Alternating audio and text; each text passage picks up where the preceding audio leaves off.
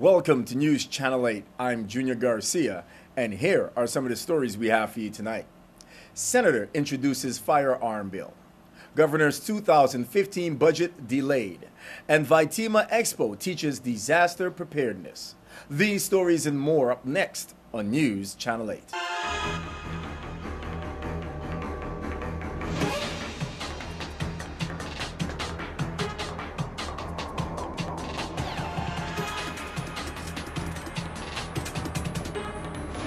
TV8 News is brought to you by Total Excellium. More protection, more miles. Total, you know where to turn. In tonight's top story, St. Croix Senator Kenneth Gittens has introduced a bill that would require gun owners to first undergo and pass a mental health evaluation in order to purchase a firearm. Too many lives have been lost senselessly throughout the nation and right here in our territory by gun violence. These events should have ignited action a long time ago, and I am hopeful that today, as lawmakers and community stakeholders, we can actually re-examine our laws and come up with a solution that will still preserve the right to bear arms for law-abiding citizens, but make it a little harder for those with ulterior motives. Though most times we cannot actually tell when someone will commit a gun crime, these clinical interviews will be significantly necessary to avoid putting a licensed firearm in the wrong hands. Additionally, security of guns and ammunition is a very important step in preventing accidental, unauthorized, and or misuse of these powerful weapons. As we discuss this bill today, let's bear in mind that this legislation is not about legal gun owners who use and secure their firearms appropriately, but rather passing this bill adds a layer of protection to the licensing process to help keep guns away from people who have no business carrying them. Firearms licenses were issued to individuals that had no business having a firearm license, period. A 21-year-old walks in and says, I have a landscaping business. And he shows me a $2.50 deposit ticket or something of that nature. I'm saying, sir, we need to scrutinize this. We need to look at it very carefully. Certainly, I'm not the final signatory on that, but guess what? And I'm going to say it because he was the son of, or the friend of, the license was signed off on. And that individual walks around carrying a .45 caliber weapon in his possession. You know, these are some of the things that we are confronted with, that we have to make sure we have strong justification. There's a gun bill being considered right now in the chambers, and my concern relative to the gun bill is it's looking to establish psychological evaluations for individuals applying for a gun license. I think this is just another step in making it more complicated for the law-abiding citizen to own weapons or to have weapons for their protection.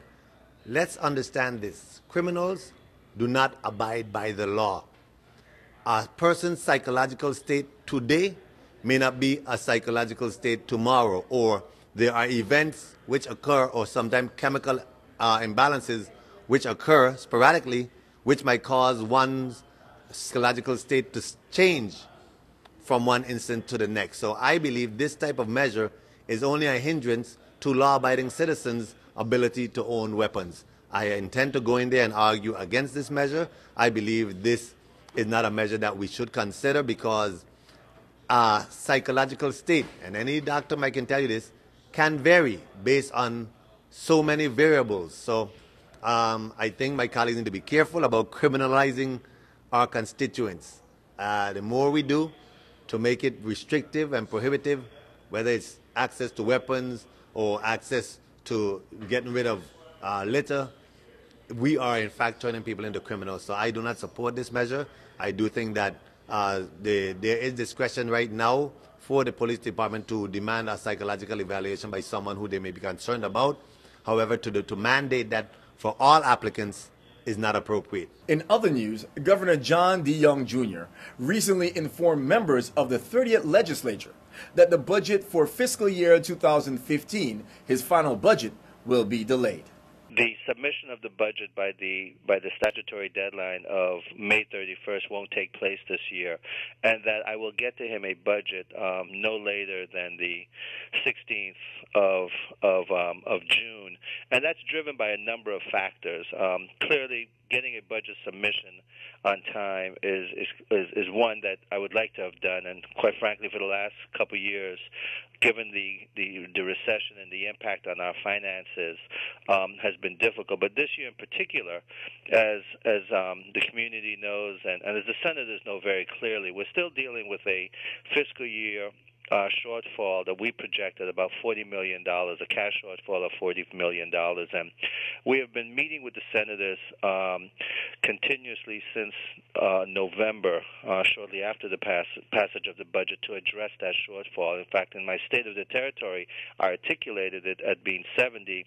We were able to convince the Department of Interior and work with them to get the advance at the higher number, so we reduced it to 40. But I'm still waiting to work with the legislature to be able to address that shortfall and whatever recommendations they have. And we've met with them consistently up to about 2 weeks ago. I've met with them, and they asked me that they would come up with a plan with respect to addressing that. And to submit a fiscal year 15 budget not having addressed the shortfall of 14 was not a posture I was willing to take. I think it defeats the purpose because it doesn't give an indication as to what we need to do in the short term, and recognize that essentially right now there's only 4 months left of this fiscal year. So we're going to have to make some very drastic actions and make some very drastic decisions as to how we bridge that gap. University of the Virgin Islands President Dr. David Hall recently took local radio airways to discuss a wide range of topics facing the university, including the use of Technology Park on St. Croix. At any time, this bill can be overridden in this legislature. So nobody is sacrificing the ability to override it if that's what they want to do. And they go ahead and bring the players together, I'm assuming, and yourself in this issue. Yeah. Well, first, before answering your question, go right ahead. A few disclaimers. All right. One, I'm on the board of the understand. RT Park, but because of my position as president, you are automatically on the board. I understand. And I think this is an issue where we as board members have concluded that no one board member should be out there talking about this issue and be interpreted as speaking on behalf of the board. Right. So what I am sharing is just my individual opinion as a citizen. But Dr. Hall, they're on your campus. No, they are. Okay. They are. And there's a connection to the university. Absolutely. However, the board, we do not. And this is something that has to be made clear. Okay. The RT Park is not a part of the university in the sense that it reports to me as president. All right. It has a separate board, and that board governs what occurs in regards to the RT Park. But you're the vehicle. The university is the vehicle to make it happen. No, we're not. Well, you're sitting out there, and you're a university. You have, again, fiber going in there, and so on and so forth. So there has to be some. There's a connection, but the park is a separate. It's entity, a separate. Okay, I understand that. But it carries the university's name, and so therefore it has a reflection on us. Sure. And therefore, that's why my position, and again, not the position of the board. You're speaking for yourself right now. Is that we do have to have a very thoughtful and deliberate resolution to these particular issues. Correct. Because the park is extremely valuable to the territory in trying to achieve the type of economic development and economic diversity that is needed. It is also important to the university because remember the original vision of the park was that you would be attracting businesses that would now hire our students, would allow those students to serve as interns. Synergy there, right, that you would have some synergy between those businesses and our faculty members and the research that they're doing, et cetera. And so if we stifle the park, then we are preventing that vision from realizing itself. New tonight, the Senior Community Service Employment Program, which helps seniors re-enter the workforce, invites applicable citizens to seek out their services. My name is Hugh Payne. I'm with the Senior Community Service Employment Program. What this program does is it empowers seniors to re-enter the workforce. Everybody know that we retired on a fixed income.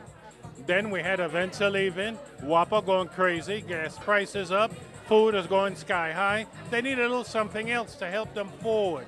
So CSEP gives them an opportunity to re-enter the job force. We give them training, and we help them with counseling on how to manage everything. So come see us. We're at the Department of Human Services. We're at 3011 Golden Rock. Come and give us a call. Thank you. Stay tuned. We have more news after this. This is News Channel 8.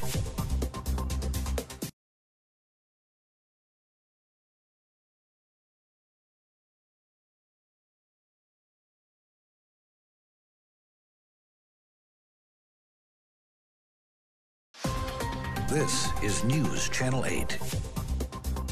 Now here is Cynthia Graham with your nightly Caribbean report.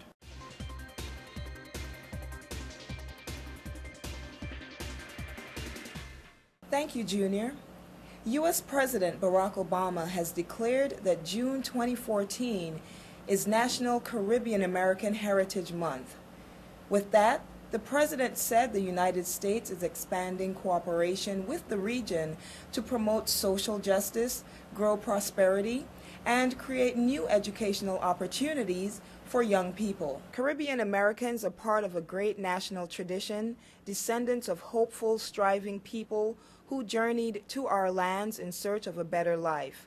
They have contributed to every aspect of our society, from science and medicine to business and the arts. During National Caribbean American Heritage Month, we honor their history, culture, and essential role in the American narrative. Read a portion of President Obama's announcement. With elections right around the corner in Antigua and Barbuda, campaigning has gotten ugly. Democracy in the Twin Island Caribbean state is reportedly being severely undermined by a process of vote buying by the ruling United Progressive Party ahead of the general elections on June 12th. The UPP, led by Baldwin Spencer, is seeking a third 5-year term in office. A former employee of the state-owned Antigua and Barbuda Broadcasting Service has been openly boasting that he was given a large sum of money to spend in Spencer's constituency. Spencer's opposition say this was done in order to buy as many votes as possible, especially among the young. Figures show UPP has spent $3 million so far on its re-election campaign. The total number of voters in Antigua, Barbuda is just under 50,000. And finally tonight, an ingredient found in most Caribbean kitchens not only tastes good, but it could improve your health and quite possibly extend your life. We're talking curry. The connection between a spicy diet and promoting longevity was made by researchers who say that blocking the body's ability to feel pain increases lifespan, and that regularly eating chili peppers, an ingredient found in some curries, is one way of switching off pain. The experiment was conducted in mice, and it showed that stopping pain signals from reaching the brain extended their lifespan by 14%. Not to mention, the animals developed cancer less often, and they also seemed to be able to burn off calories without extra exercise. Looks like curry chicken is on the menu tonight. Well, this has been tonight's Caribbean Report. I'm Cynthia Graham. We'll be back here tomorrow to bring you more news and views from in and around the Caribbean. Junior, back to you.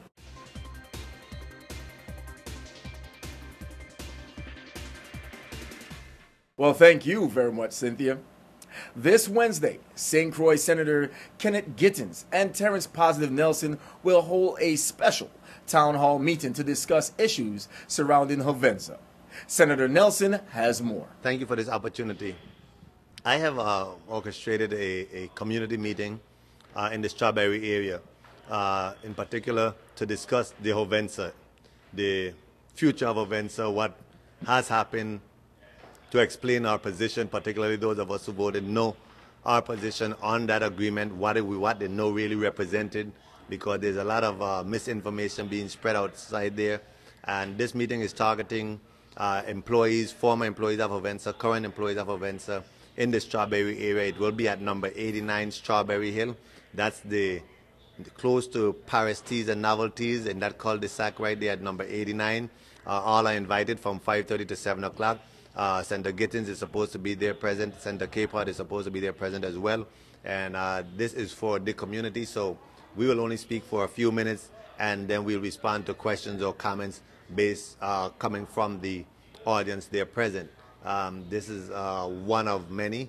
We know there are some high-tension issues out there in the community, and I think it's very important that we sort of come out to the people to hear from them directly what's really going on, what they're thinking, and hopefully clarify some misinformation that's been put out there. So this is Wednesday, June 4th at 5:30 p.m. From 5:30, expect to be out of there by 7 p.m.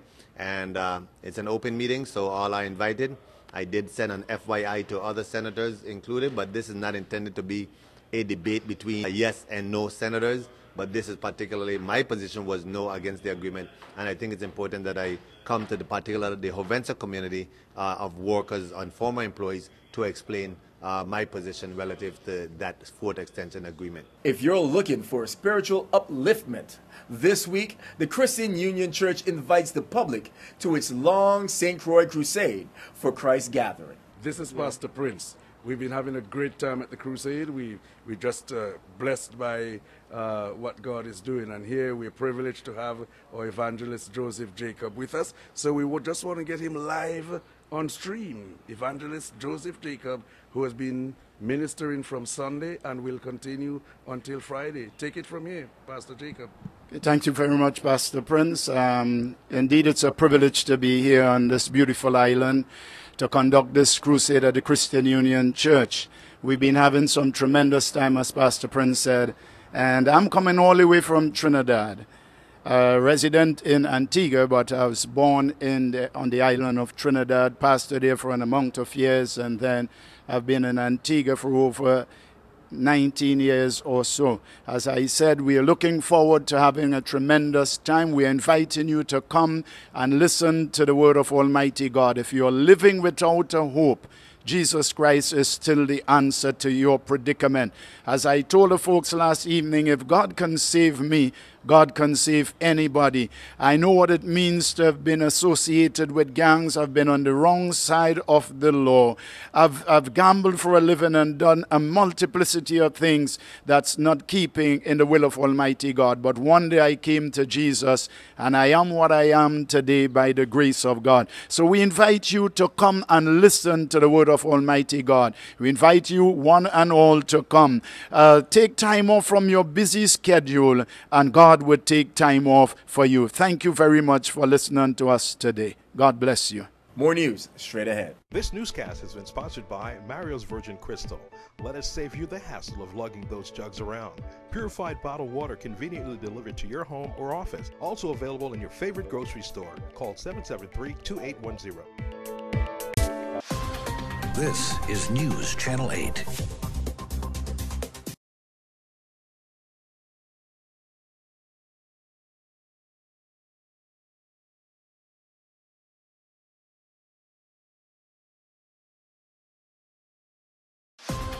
This is News Channel 8.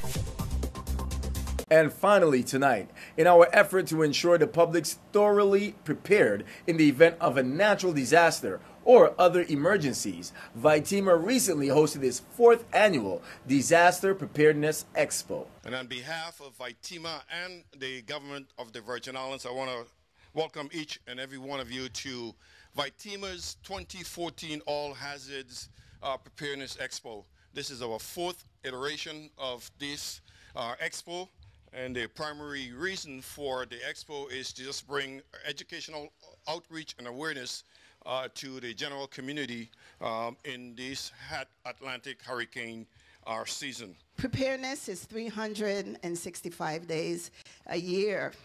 and we assist our community to get ready for all hazards and also to respond and also to recover.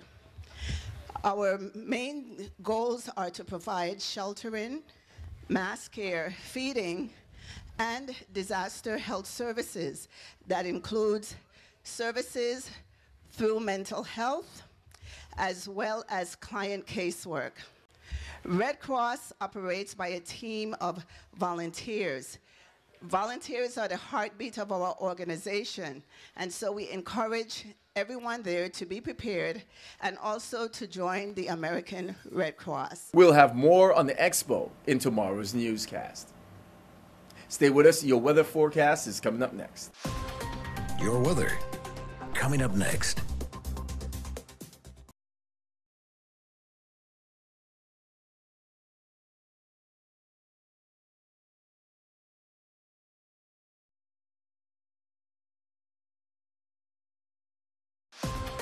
Your weather. And here's a look at your local weather. Tonight, isolated showers after 2 a.m. Mostly clear with a low around 71. East wind around 11 miles per hour. Chance of precipitation is 10%. Tuesday, isolated showers before noon. Sunny with a high near 82. East wind around 11 miles per hour. Chance of precipitation is 10%. Tuesday night, isolated showers. Mostly clear with a low around 75. East wind 13 to 16 miles per hour. Chance of precipitation is 10%. And on Wednesday, sunny with a high near 84. East wind around 16 miles per hour.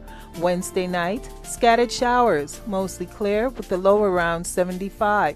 East wind around 17 miles per hour. Chance of precipitation is 30%. New precipitation amounts of less than 1/10 of an inch possible. And this is Cheryl Francis with your Channel 8 News Weather. Thank you very much for tuning in. That's all we have for local news. Do not forget to like us on Facebook at WSVI-CH8. And you can also follow us now on Twitter at WSVI-TV News. And be sure to subscribe to Channel 8 on your YouTube at WSVI-TV News Channel 8. Watch us on your computer. Plus, use the free Dish Anywhere app to DVR us, or watch us anywhere in the world on your smartphone or tablet. I'm Junior Garcia, and World News is up next. Good night, Virgin Islands. TV8 News was brought to you by Total Excellium. More protection, more miles. Total. You know where to turn.